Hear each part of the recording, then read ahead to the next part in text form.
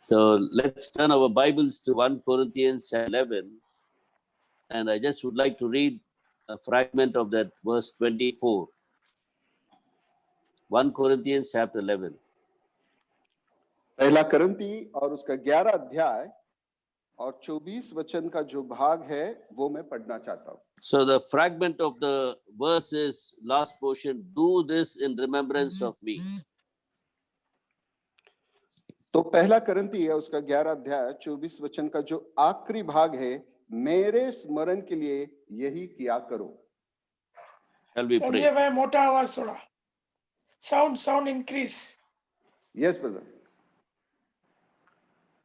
Shall we pray?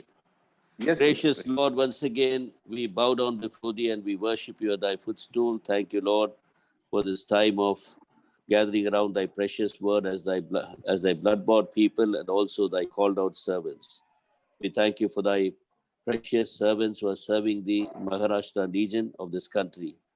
We thank you, Lord, for their faithful service towards thee. We thank you for their prayer life. We thank thee that for their desire to surrender themselves again and again in the light of God's word. And as we come around thy precious word once again, we plead in thy presence, thou may speak to our hearts through thy precious word and thy blessed Holy Spirit.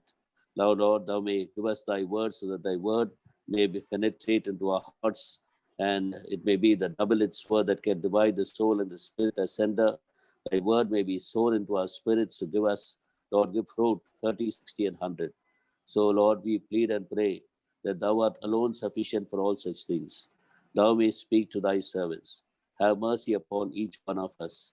Lord, only the words that you speak and minister spirit and life. Remember thy promise in Matthew 10:20, and grant us thy word, both to give thy word and translate according to Matthew 10:20. Thou said, it's not thee that speaketh, but the Spirit of my Father that speaketh in thee. So hear our prayer.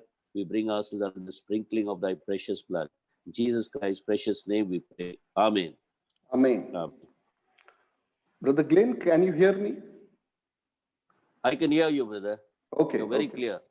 Okay, thank Yeah, you. very clear. So that fragment of the verse in verse 24, do this in remembrance of me. तो जो 24 वचन का आखिरी भाग है, मेरे स्मरण के लिए यही किया करो. So these were the words of the Lord Jesus Christ just before he went to the cross.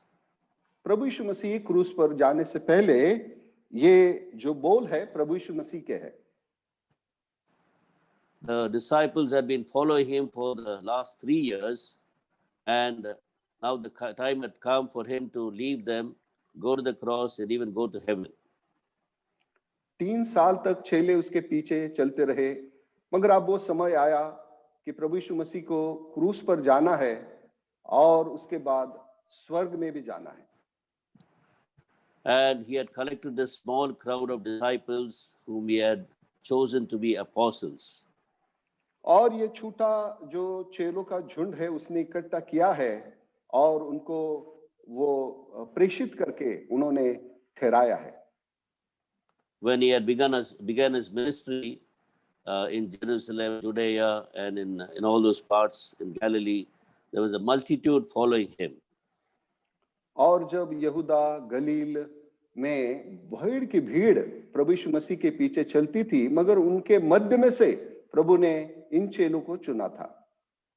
And over the years, we see that this multitude had dwindled to about 70 people. और हम देखते हैं कि कुछ समय के बाद ये जो बड़ी संख्या है वो घटकर 70 तक आ गई है. Then it became about 12. Then it became 12. और उसके बाद हम देखते हैं 12 हो गई है. And finally, even out of the 12, we know about Judas Iscariot. But nevertheless, he was also in this crowd, and he had gathered them in the upper room for the Last Supper. और उसके बाद हम देखते हैं 12 में से यहूदा इस्करियोत के बारे में हम जानते हैं, और प्रभु ने अपने आखिरी भोज के लिए उस ऊपर के जो कोठरी पर अपने चेलों को प्रभु ने इकट्ठा किया था.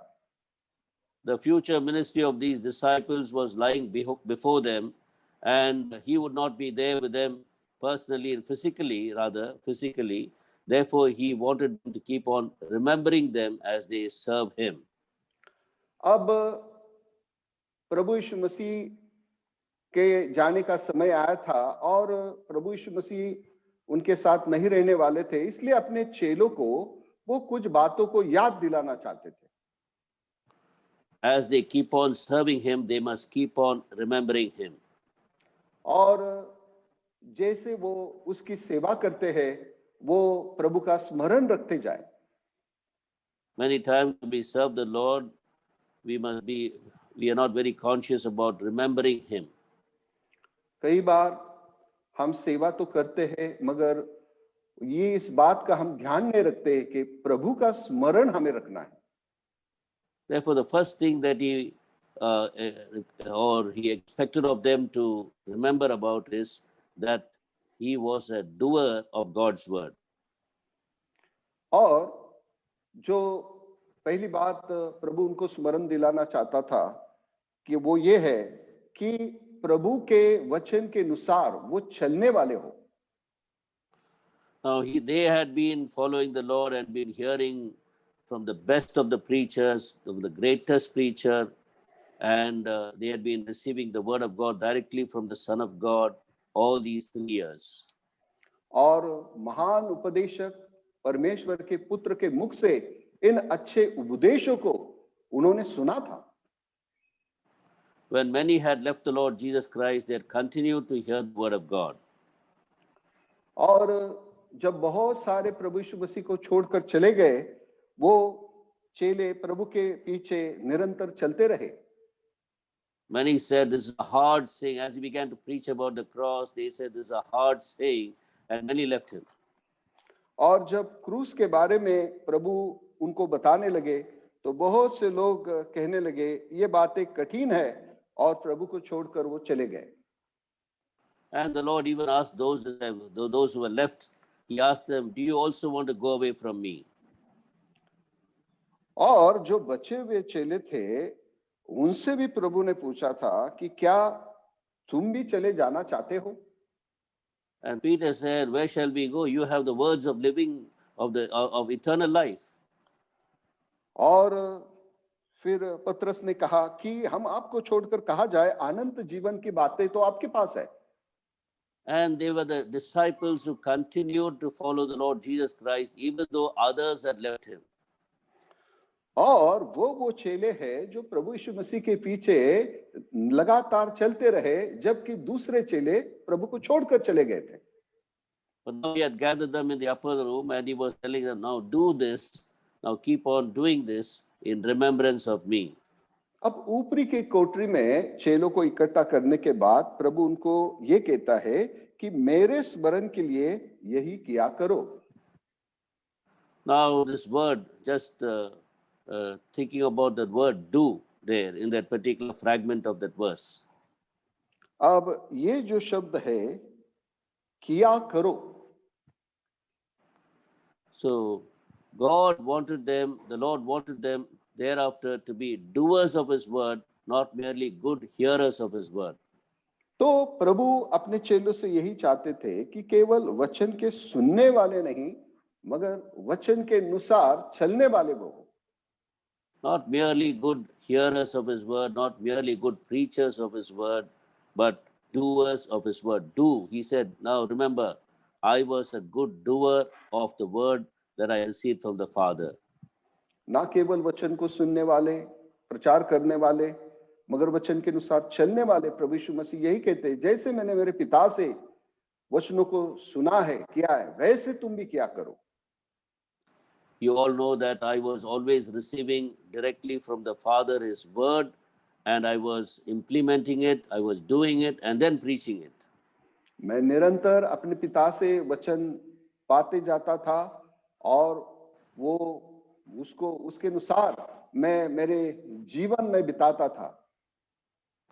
Isaiah 50 and verse 4 says that he was like a student. Early in the morning he would rise to hear from the Father as to what he has to do for the day. और यशायाह की किताब उसके 50 अध्याय में हम पढ़ते हैं वहां पर कि एक शिष्य के समान जो भोर को अपने पिता की वाणी सुनता था and then he would do it and then preach it. और उसके अनुसार वो चलता था और फिर वो उपदेश करता था। So when he had taken the bread in his hand, which was speaking about him going to the cross and being broken there, he was saying, "See, all these years I was telling you that I have heard from the Father that I must go to the cross, I must die on the cross. Now remember, I'm going to do it, and I will do it."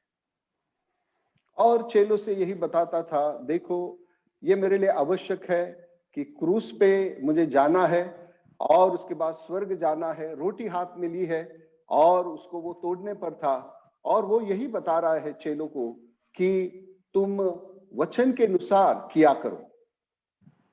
I've been telling you people how according to the Father's will I must go to the cross, I would be crucified there, my body would be broken, my blood would be shed, I have to suffer there humiliation, pain, agony for the salvation of mankind. पिता के इच्छा के अनुसार क्रूस पे जाना है, उस दुख को सहना है, लहू बहाना है, यातना को सहना है, मगर पिता की इच्छा पूरी करने के लिए इन सभी बातों को मुझे सहना आवश्यक है। Therefore now I'm going to the cross to do it. अब मैं क्रूस पे जा रहा हूं, अब आप किया करो। Therefore remember that I was always a doer of whatever I've heard from the Father.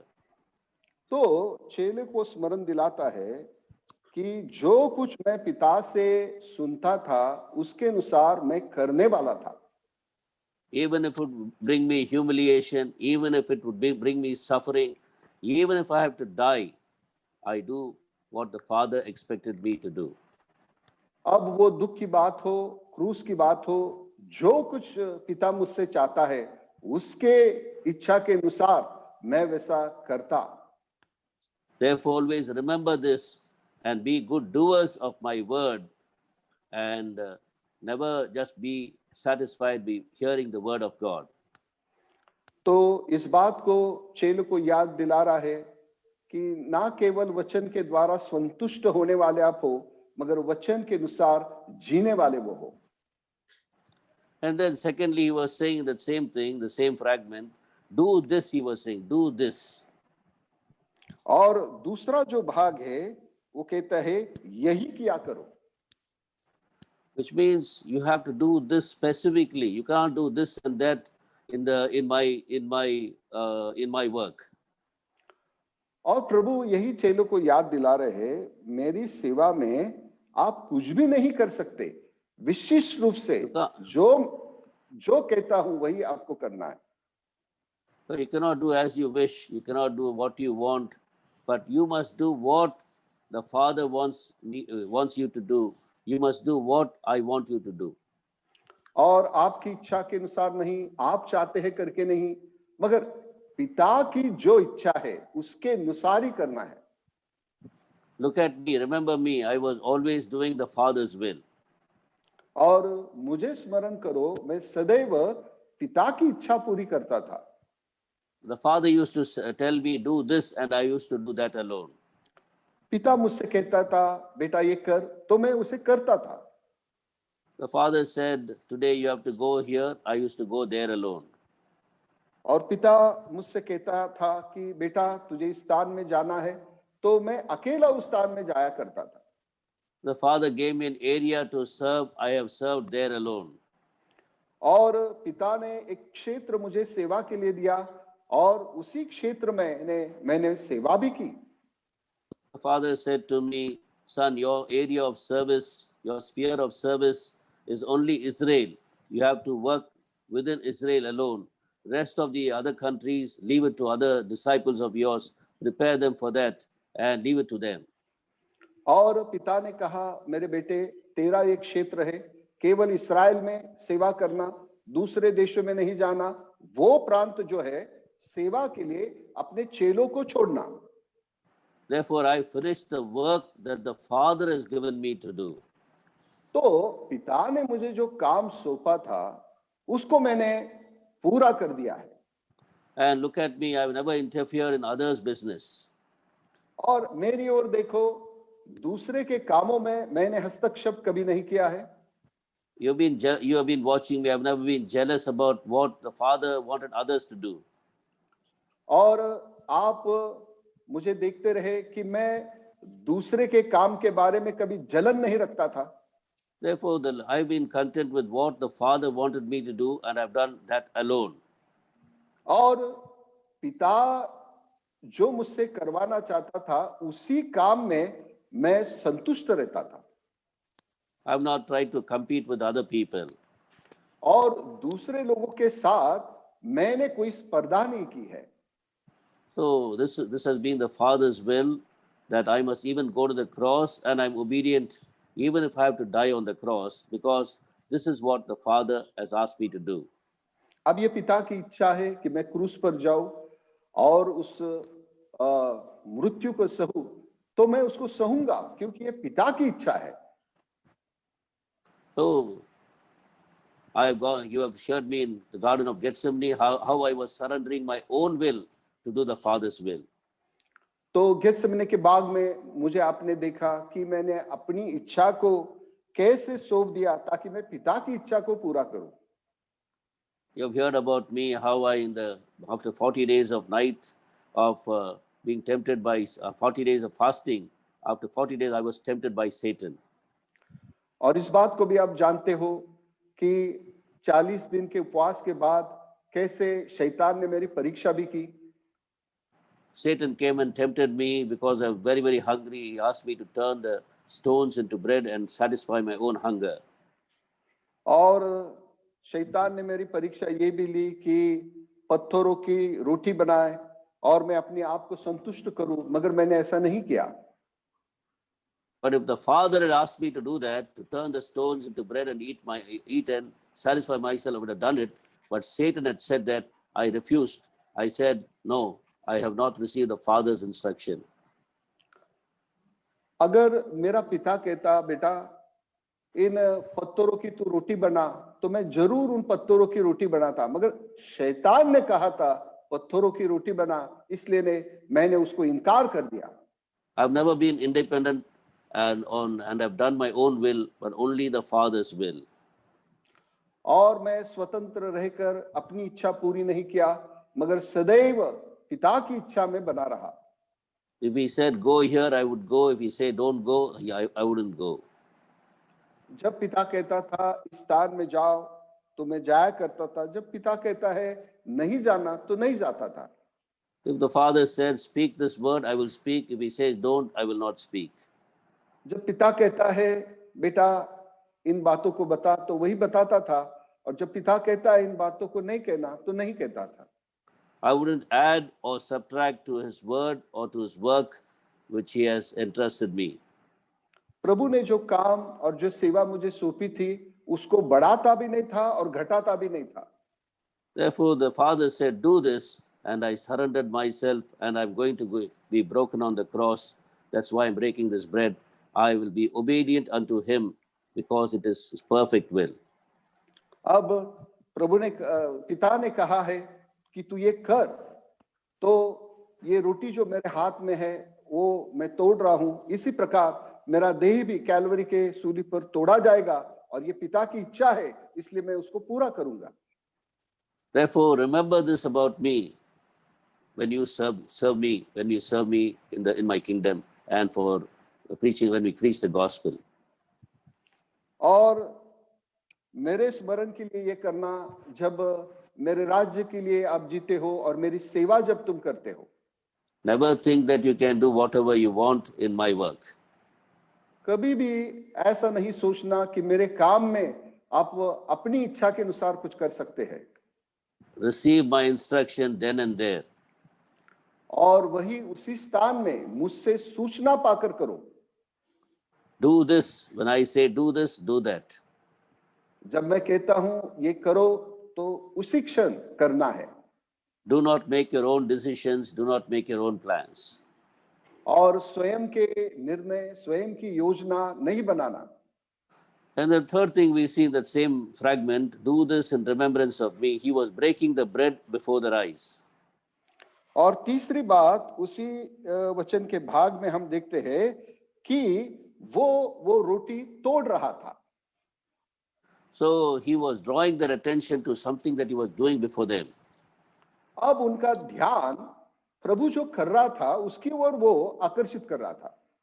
His hands at that time was breaking the bread. और उस समय उसके हाथ जो है वो रोटी तोड़ रहे थे। And he was saying, do this. और वो कह रहा था ये करो। Even as I was broken, allow yourself to be broken for me. और वो यही बता रहा था कि जैसे मैंने अपने आप को तोड़ने के लिए दिया वैसे आपको मेरे लिए भी टूटना है। If you want to do God's will, you will be broken. अगर हमें प्रभु की इच्छा पूरी करना है तो हमें टूटना आवश्यक है। If you want to live in God's perfect will, you will be broken. If you want to do and finish the work that I've given you to do, you will be broken. अगर प्रभु की इच्छा में रहना है, प्रभु की योजना को पूरी करना है तो टूटना आवश्यक है। You will not escape suffering in case you want to do my perfect will.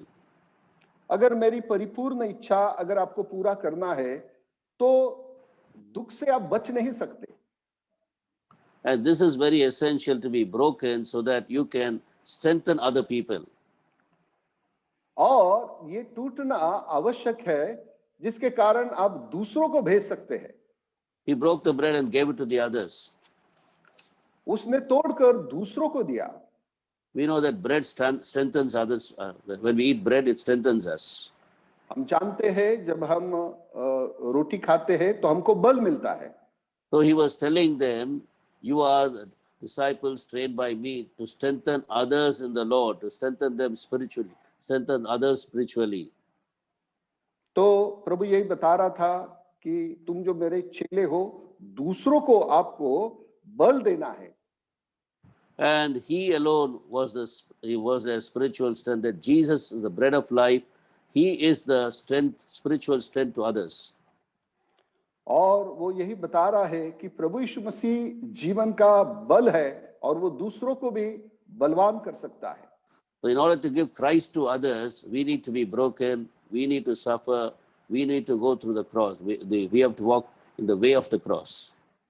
अगर दूसरों तक मसीह को हमें पहुंचाना है तो हमें टूटना और दुख उठाना ये सारी बातें हमारे जीवन में आवश्यक है। Therefore, he was saying, in order your ministry is to strengthen others in me, to strengthen others by me. तो प्रभु ये बता रहा था कि आपकी सेवा यही है कि मेरे द्वारा दूसरों को आपको बलवान करना है। Often you will find people getting discouraged, depressed, or falling away. Your ministry is to strengthen them, encourage them, and help them to go forward in the way of the cross.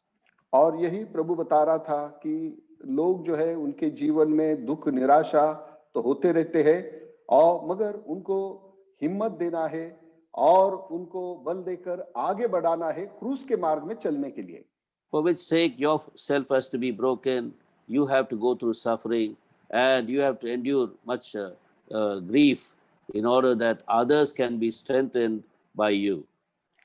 और दूसरे की इस प्रकार सहायता करने के लिए स्वयं को टूटना है, दुख उठाना है, तो उसके द्वारा ही दूसरे इस प्रकार की सहायता और बल पा सकते हैं। And also, in order to satisfy, bread also satisfies. Therefore, in order to satisfy others, you need to be broken. और दूसरों को तृप्त करने के लिए हमको स्वयं को टूटना आवश्यक है। This bread alone will satisfy. That is, I alone can satisfy others, and you have to give this bread of life, myself, unto them. और केवल मैं ही जो जीवन की रोटी हूँ दूसरे को संतुष्ट कर सकता हूँ और यही रोटी तुझे दूसरे तक देना है। So as you dispense the word of God, which is the bread of life, to others, you must be very sure that you are able to satisfy them with the word of God. और वचन जो जीवन की रोटी है जब आप दूसरों को देते हो इस बात का ध्यान रखना है कि इस रोटी के द्वारा वो संतुष्ट होते हैं, तृप्त होते हैं। Unless and until you divide the word of God rightly, you cannot satisfy others. और जब तक प्रभु का वचन योग्य रीति से आप उसे नहीं बांटते हो आप दूसरे को तृप्त नहीं कर सकते। And when you are not able to satisfy others with me, with my word, then they will go seeking for other things, worldly things, to satisfy themselves. और जब मेरे इस वचन के द्वारा आप दूसरों को तृप्त नहीं करोगे तो उसका परिणाम ऐसा होगा कि वो लोग दूसरे स्थानों में तृप्ति के लिए ढूंढते फिरेंगे। Remember me, how much I have been satisfying you with myself, with my word. और प्रभु कहता है कि उस बात को स्मरण करो कि मैं वचनों के द्वारा आपको कितना संतुष्ट करता था। That's why you said, how can we leave you, Lord? Because you have the words of eternal life. और इसी के कारण आप ही ने कहा था कि प्रभु अनंत जीवन के वचन तो तेरे पास है, हम तुझे छोड़कर कहाँ जाए। And you know very well how much you have been spiritually strengthened by the word that I've been giving unto you, feeding you with. और इस बात को आप जानते हो कि जो आत्मिक वचन मैं तुमको दे रहा था, खिला रहा था, पोषण कर रहा था, उसके द्वारा आपको कैसे लाभ हुआ। The only word that can strengthen people and satisfy people is the word of Christ, is the word about Christ and Christ crucified. और जो मनुष्य को जो बल दे सकता है और तृप्त कर सकता है वो केवल प्रभु यीशु मसीह का जो वचन है, क्रूस घातित प्रभु यीशु मसीह का वचन है, वही तृप्त कर सकता है। Therefore, when you serve me, remember that you have to always dispense me and my cross to people. और इस बात को ध्यान रखो, जब कभी वचन आप लोगों को देते हो तो मुझे प्रकट करना है, मेरे क्रूस को प्रकट करना है। That's why we hear Apostle Paul, even when he wrote to the Corinthians, even earlier, he said, we preach Christ and him crucified. We preach Christ and him crucified alone.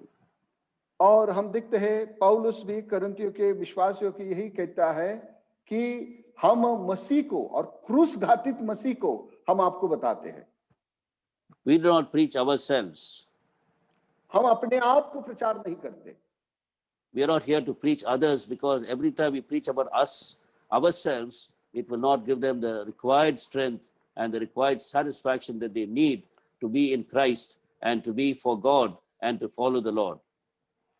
जब हम अपने बारे में बताएंगे तो बात पर्याप्त नहीं है कि लोगों को सहायता बल मिले और आत्मिक जीवन में वो आगे बढ़ सके। He must increase, and every time we preach, Christ must increase through our word, through our life, in the lives of the believers. और जब कभी हम प्रचार करते हैं और हमारे जीवन के द्वारा विश्वासियों को प्रभु यीशु मसीह की तृप्ति मिलनी चाहिए। And then he was giving them the cup also. और उसके बाद वो कटोरा भी दे रहा था। We know the cup was given to, the cup was the emblem of the Lord's blood. Yes, brother. The cup was the emblem. It's not the blood itself, but it's the emblem.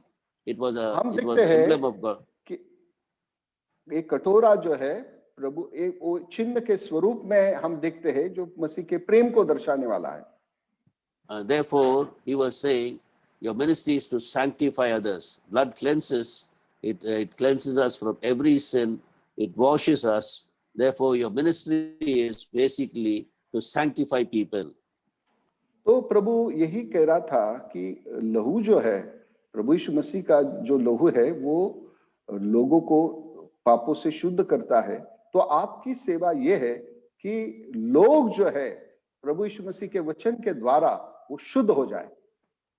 The Lord was saying, remember me, ever since I took you from your professions and began to speak to you, you have been washed, you have been cleansed. You know that your life is being purified day by day by hearing my word. प्रभु ये याद दिला रहा था, जो कुछ भी आपका काम था, व्यवसाय था, उससे मैंने आपको छुड़ाकर मैंने आपको हर रोज मैं आपको शुद्ध करता था और आप आगे बल पाते हुए बढ़ते थे। Therefore, even so, your ministry must be concentrated on purifying people, sanctifying them, and even refreshing them in the Lord. तो आपकी सेवा यही होनी चाहिए कि लोग शुद्ध पवित्र हो जाए और उनको आपकी सेवा के द्वारा ताजगी मिले। We know washing and drinking refreshes us. हम जानते हैं कि धोना और पीने के द्वारा हम ताजगी पाते हैं। Our thirst is quenched, we are refreshed. When we have a bath, again we are refreshed. और हम देखते हैं कि हमारी जो प्यास है वो बुझ जाती है और हम जब स्नान भी करते हैं हम फिर हम ताजगी पाते हैं। So they had to remember how the Lord was ministering to refresh them again and again in God, as well as how they were being purified more and more. प्रभु इस बात का ध्यान रखता था कि वो कैसे ताजगी पाए और वो कैसे शुद्ध होते चले जाए। प्रभु इस बात का ध्यान देता था। And then he said, "Do show forth my death till I come." In verse 26. और 26 वचन में प्रभु ये भी कहता है कि मेरे मृत्यु का प्रचार तुम करो। So do show forth my death till I come. और मेरे मृत्यु को तुम प्रकट करो। So he has given them a time limit as to how long they have to serve him. तो प्रभु ने एक समय भी दिया है कि कब तक उनको सेवा करना है। And also how they must serve him. और किस प्रकार सेवा करना है ये भी प्रभु बता रहे हैं। By exhibiting the death of Christ in their own lives. और स्वयं के जीवन में प्रभु की मृत्यु को प्रकट करते हुए जीना है। So as we see him hanging on the cross, we see all the attributes of God, all the characteristics of God being displayed there. और जब प्रभु यीशु मसीह क्रूस पर है, हम प्रभु यीशु मसीह को देखते हैं, सारे ईश्वरता के जो सद्गुण हैं वो उसमें प्रकट हो रहे हैं। We see his love being displayed, his humility, his obedience, and so much of his characteristics being displayed there. His faith in the Father, his patience, and his readiness to forgive people. All that is being displayed on the cross. क्रूस पे सारी ईश्वरता के गुणों को हम देखते हैं, प्रेम, नम्रता, आज्ञा पालन, पिता के ऊपर जो उसका भरोसा है और दूसरों को क्षमा करने का जो आत्मा है, सारी बातों को हम देख रहे हैं। We see his obedience to the Father unto death. और हम देखते हैं कि मृत्यु तक अपने पिता के प्रति वो आज्ञाकार रहा। Therefore he said, keep on showing this or exhibiting this as you serve me till I come. और इसलिए प्रभु यही कह रहा है कि जब तक मैं ना आऊं, मेरे स्मरण के लिए यही किया करो। And the final truth we see in this one is, do this in remembrance of me. That is the motive of our service. और अंत में हम देखते हैं हमारे ये सेवा का जो उद्देश्य है वो प्रभु के स्मरण के लिए हमको करना है। We must often ask ourselves, why do I serve God? और बारंबार ये प्रश्न हमें स्वयं को करना है, मैं प्रभु की सेवा क्यों कर रहा हूं? Why do I serve God? मैं परमेश्वर की सेवा क्यों कर रहा हूं? That internal motive as to why we serve him. और जो अंतरी उद्देश्य है उस बात को हम क्यों सेवा कर रहे हैं उसको प्रकट करना है। We know about a few disciples of the Lord Jesus Christ who faithfully followed him even till he went to the cross. और उन विश्वासी चेलों के बारे में हम देखते हैं कि प्रभु के पीछे क्रूस तक वो चलते रहे। We see about Peter. पतरस के बारे We में see देखते हैं। Peter there. We see he had a motive. He had a motive of doing certain things before the disciples and before the Lord. प्रभु के सामने, चेलों के सामने कुछ करने के लिए उसके जीवन में कुछ ऐसा ध्येय था। When the Lord was walking on the water, जब प्रभु यीशु मसीह पानी पर चल रहे थे, he also wanted to walk like the Lord, and that's a good intention. He wanted to walk like the Lord, and he said, Lord, shall I walk on the water and come to you? और वो भी प्रभु यीशु मसीह के समान पानी पर चलना चाहता था और प्रभु से उसने पूछा, प्रभु क्या मैं भी आपके समान पानी पर चल सकता हूं? And the Lord said, "Come." और प्रभु ने कहा, आ जा। And we see that immediately he jumped into the water and began to walk. और हम देखते हैं तुरंत वो पानी पर चलने लगा है। But suddenly he began to sink. Suddenly he began to sink. मगर हम देखते हैं अचानक वो डूबने लगा। And what was the reason? उसका क्या कारण था? Some pride has come into his heart, as we could say. हम ऐसे कह सकते हैं कि उसके हृदय में कुछ घमंड सा आ गया। He was trying to look back at the disciples in the boat. Oh, you all fearful guys. You're all so fearful. You're also so afraid. Look at me, how courageous I am. He wanted to impress those disciples. और पीछे मुड़कर हम देखते हैं कि चेलों के पास जो नाव में थे उनको देखकर शायद वो ऐसे मन में उसके विचार आए होंगे कि अरे आप लोग तो डरपोक हो, मैं देखो कैसे पानी पर चल रहा हूं। Every time we suddenly get impressed, we suddenly want to impress people by our speech, our message, or by a ministry. We know that we sink, we fall into, we fall from being able to do that ministry. कई बार हमारे जीवन में भी हम ऐसे ही करते हैं। लोगों को प्रभावित करने के लिए हमारे बोलने के द्वारा, हमारे सेवा के द्वारा, हमारे कामों के द्वारा ऐसा कुछ काम हम करना चाहते हैं, मगर याद रखें ऐसे समय हम डूबने लगते हैं। Even Peter, we see that the Lord was being arrested. He was showing himself very bold before the other disciples. He took the sword and cut off the high priest's servant's ear. और हम देखते हैं दूसरा जो संदर्भ है कि जब प्रभु यीशु मसीह को कैद करने पर जो सिपाही थे उनके सामने और चेलों के सामने बड़े ढाढ़स के साथ पतरस आकर उस महायाजक का जो दास है उसका कान ही उसने काट डाला था। He was telling the Lord himself before the other disciples, oh, these disciples may run away from you, may ditch you, but not me. I will even lay down my life for you. He was trying to impress. I would say he was trying to do ministry to impress other people. मैं ऐसा कहना चाहता हूँ, पतरस जो है कि दूसरे लोगों को, चेलों को वो प्रभावित करना चाहता था, इसलिए ऐसा काम उसने किया। I would have been very proud when the day he had a revelation from God and he spoke out and said, you are the Son of God. और जिस समय प्रभु से उस दर्शन को उसने पाया, तब सब चेलों के सामने वो उसमें वो अपने आप को कुछ दिखाना चाहता था। Many times we do the ministry to show off that we are better than other people. कई बार हम सेवा ऐसी करते हैं दूसरों को प्रभावित करने के लिए कि हम दूसरे से हम बेहतर है। We try to impress people. और लोगों को हम प्रभावित करना चाहते हैं। He was not like Judas Iscariot. He was not serving the Lord for money, but he was following and serving the Lord to impress other people, and by that receive a secret praise from their hearts.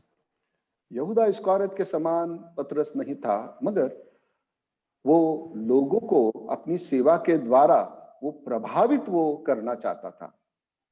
Then when we go to Judas Iscariot, as I already said, we know that he was following the Lord Jesus Christ for 3 years.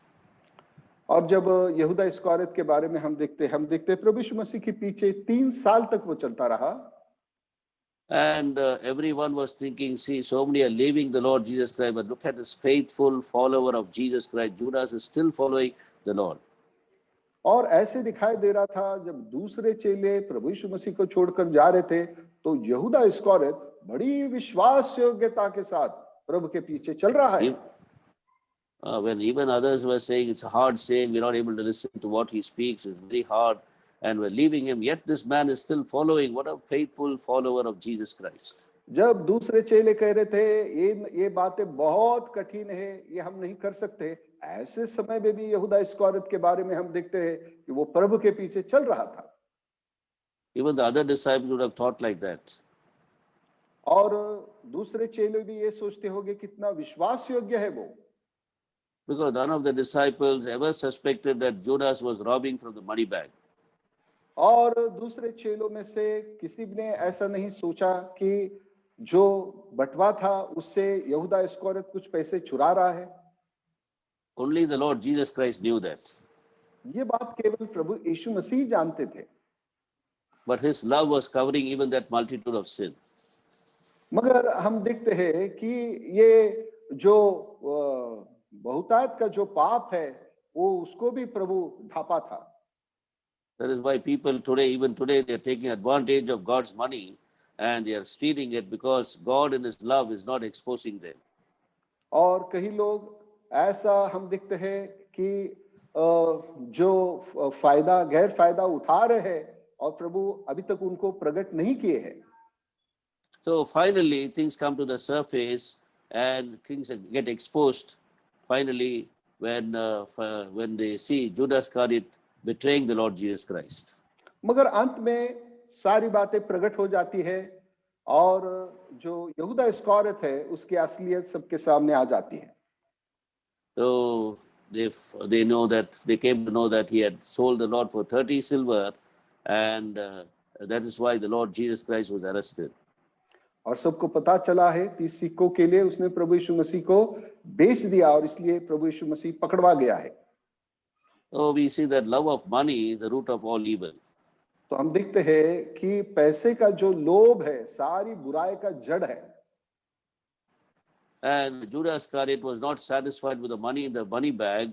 He was still craving for more money and finally sold the Lord himself. बटुए में जो उसके पास पैसे थे उसके द्वारा वो संतुष्ट नहीं था, मगर और कुछ वो पैसे वो पाना चाहता था। So a man who is covetous, a man who is a stealer of God's money will never be satisfied. He will try to gain more and more, steal more and more, and finally only for his own destruction. Do it for his destruction. और जो लोभी मनुष्य है जो कुछ है उसके पास उसके द्वारा वो संतुष्ट नहीं होगा, और चाहिए और उसके ओर आगे बढ़ेगा, मगर अंत में सर्वनाश उसका होगा। So that was his motive of following the Lord and serving the Lord. It was for money. और यहूदा इस्करियोत के बारे में हम देखते हैं प्रभु के पीछे चलने के पीछे उद्देश्य उसका जो था वो पैसा ही था। And then we see about James and John also. Brother, your voice is not clear. Then we see about James and John. Is it okay और now? हाँ, यस, उसके बाद हम यूहन्ना और याकूब को हम देखते हैं। So James and John, finally, we see when they kept on hearing that the Lord Jesus Christ was going to the cross, they came to him with the recommendation of his mother. और याकूब और यूहन्ना ने देखा जब प्रभु यीशु मसीह अब क्रूस पे जाने वाले हैं, अपनी माता का सिफारिश लेके प्रभु के पास वो आए हैं। Of course, his mother was the sister of his own mother, Jesus' mother, Mary. Their mother was the sister of... प्रभु यीशु मसीह की जो माता है याकूब और यूहन्ना की वो जो माता है वो दोनों बहन थे। Therefore, they thought, okay, if we go and ask him directly, he may get a little upset and angry. Let us go through some recommendation.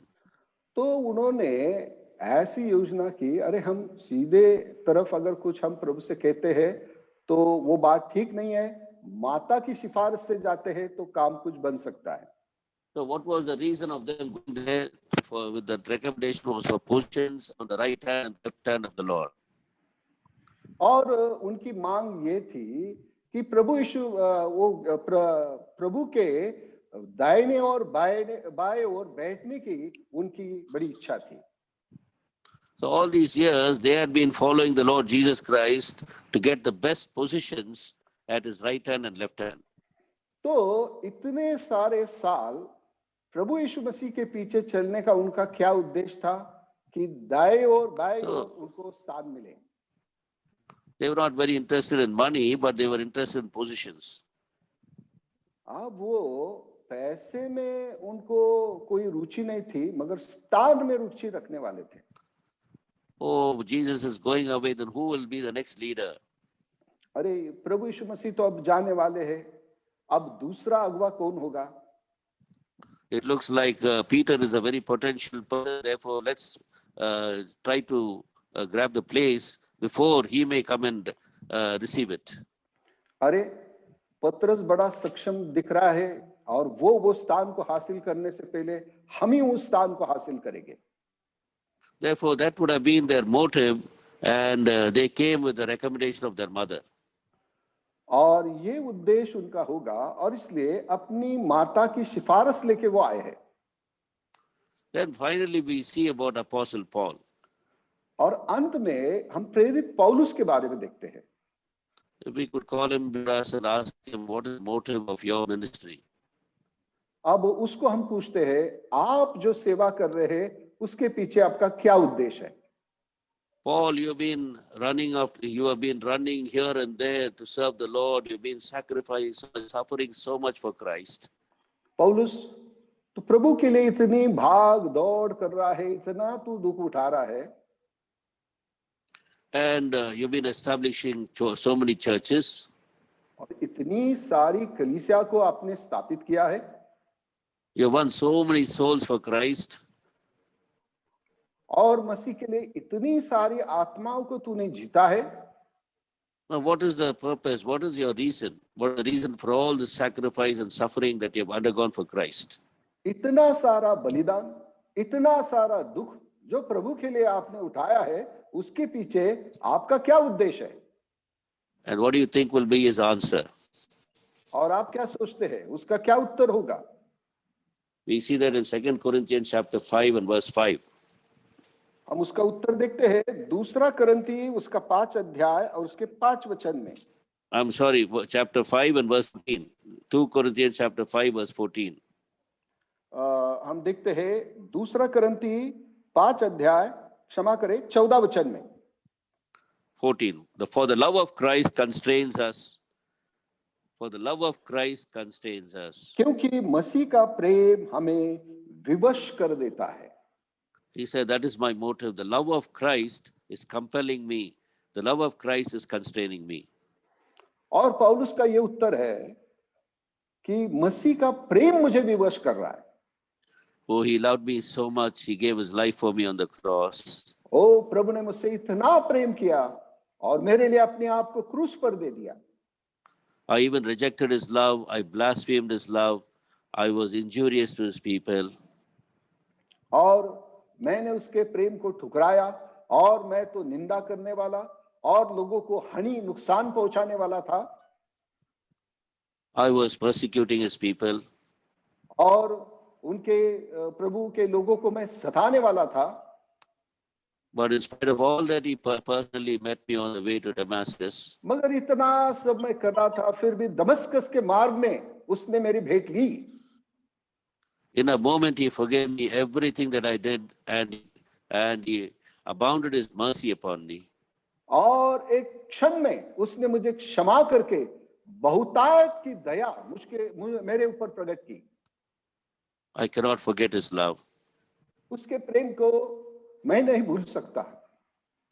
And that love is compelling me, constraining me to do his work. और उसका जो प्रेम है मुझे प्रभु का काम करने के लिए विवश करता है। I keep on remembering his love. और सदैव उसके प्रेम को मैं स्मरण करते रहता हूं। His Calvary love and his forgiving love. ओ कैलवरी का प्रेम, क्षमा करने वाला प्रेम मैं सदैव स्मरण करता हूं। And I want, in some measure at least, in a small measure at least, to recompense and requite this great love that he has showered upon me. और ये जो महान प्रेम मेरे ऊपर उसने उंडेला है और उसके लिए मैं थोड़ी तो उसकी सेवा करूं, ये मैं चाहता हूं। That is why I'm running here, there, suffering, which is nothing at all, which is not at all enough in the light of all that he has done for me, in the light of his suffering for me on the cross. और इसलिए मैं यहाँ वहां भाग दौड़ करता हूं, दुख उठाता हूं, मगर प्रेम, प्रभु के प्रेम के साथ मैं जब तुलना करता हूं, ये बातें उसके लिए काफी नहीं है। I keep on remembering him moment after moment in my service, and I'm compelled by his love. I remember his love, and that is why I'm also serving him. I'm doing what he has asked me to do. हर एक क्षण में उसके प्रेम को स्मरण करते हुए जो कुछ वो मुझे करने के लिए कहता है, उन कामों को मैं करते रहता हूं। That's why he wrote this particular verse, do this in remembrance of me. He had always remembered the Lord's Calvary love and the way he had encountered him and forgiven him personally. और स्वयं पौलुस किस प्रकार प्रभु ने उसकी भेंट ली और उसको क्षमा की, इस बात को वो सदैव स्मरण करता रहा और वही बातों को वो लिखता है कि उसे स्मरण करो. So shall we also serve the Lord, always remembering his amazing, immeasurable, incomprehensible Calvary love and serve him. आइए प्रभु के उस अद्भुत प्रेम को जो हमारे समझ से परे है, ऐसे प्रेम को स्मरण करते हुए आइए ऐसे प्रेमी प्रभु की हम सेवा करें.